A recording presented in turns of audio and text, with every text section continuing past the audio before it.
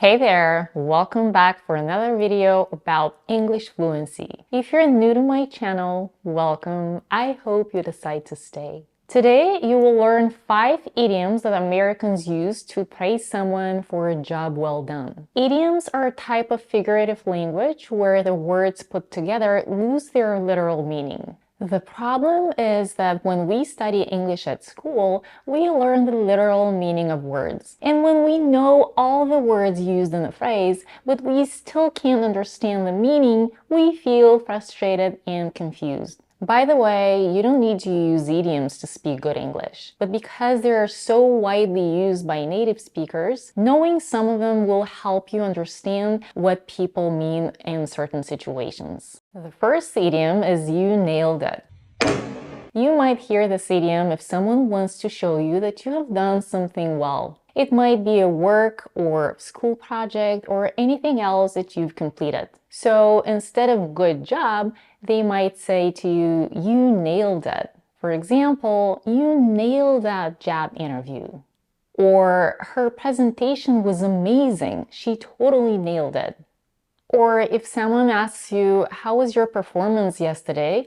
you can answer, "I nailed it." That is, if you think you did a good job, of course. The next idiom is "you killed it."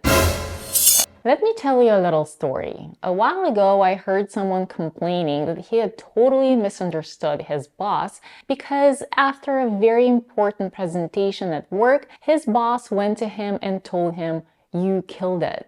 The poor guy was devastated because he thought he had just received very negative feedback. He knew that to kill meant to cause death, and he thought that the project was over due to his bad presentation. But what he didn't know was that this phrase has 2 meanings. Depending on the situation, tone of voice, and body language, it can be a praise for a job well done, or it can mean that something like a joke, for example, was just ruined. For instance, if you're trying to tell a joke but you're making many mistakes and give away the ending too early, you can kill the joke. But in the case of the boss who told his employee that he had killed it, the boss was actually praising him. So this one depends on the context. Here are a few examples. "Congratulations on the project. You absolutely killed it."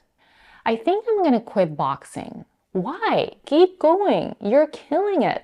"My sister is presenting right now and she's just killing it up there."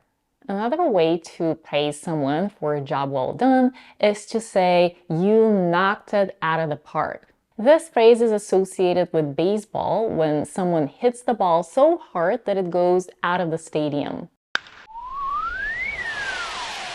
Here are a few examples. "Whatever assignment you give to this guy, he always knocks it out of the park." "Awesome job on the report, Jane. You really knocked it out of the park." "I'm sure that you'll knock it out of the park on Sunday."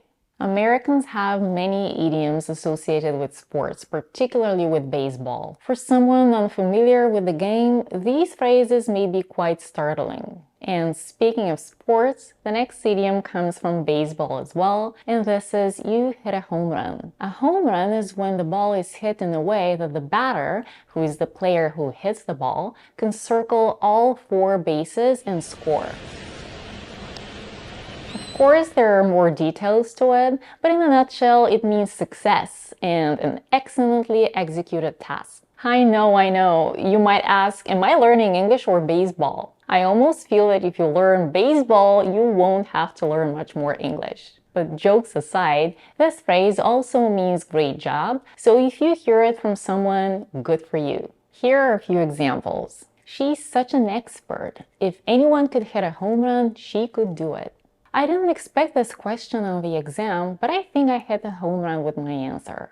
This company has hit a home run with its latest product. The next idiom is "way to go."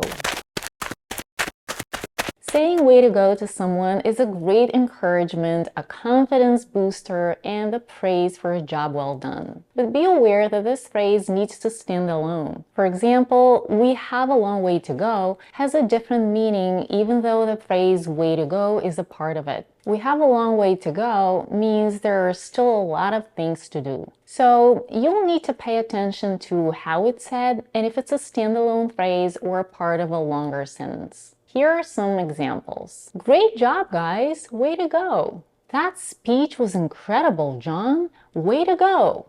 You finally found a good job. Way to go! Okay, friends, that's it for today. Let me know in the comments if you'd like to learn more idioms. If you learned something new from today's video, please hit the like button and don't forget to subscribe. I'll see you in the next video.